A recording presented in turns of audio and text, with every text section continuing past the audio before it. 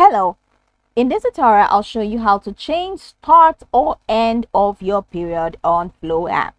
The first thing I'd like you to do is to launch your Flo application, which of course I have done right here. Now, where can you find Flo? You can find it on Apple Store or Google Play Store, depending on the device that you use. Launch any of these applications and locate the search bar. In the search bar, type Flo app and follow through the on-screen instructions to download the app.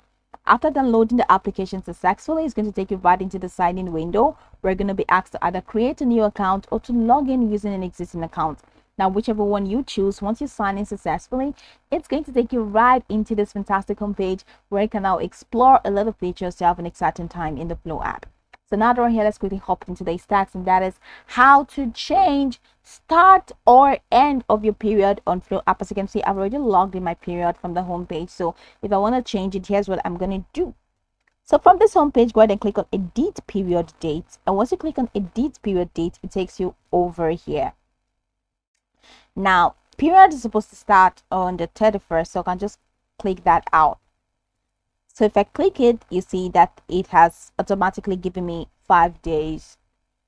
All right, so if I uncheck it, you see that it has changed. So it's no more starting today. So I can just select any other. So this is today. So if I'm clicking on that today, you see that it's going to be set today, but I don't want that to be set today. So I'm going to have to change the date to something else. Now, it doesn't really seem like I can change my period date to a future date, because that's just how it works. I can change to a future date, but I can actually use an existing date so that they can actually help with my prediction. Let's say period starts first week. So I'm just going to click on this, and you see that it has been changed to like the first week. So, and the first week of May. So once it gets to June, it's going to predict that my period is more likely to start 1st to 5th of June. So that's it. So it's May now. It has changed. It hasn't changed from 31st. It's now May. So I can just go ahead and click on save, and that should actually change it.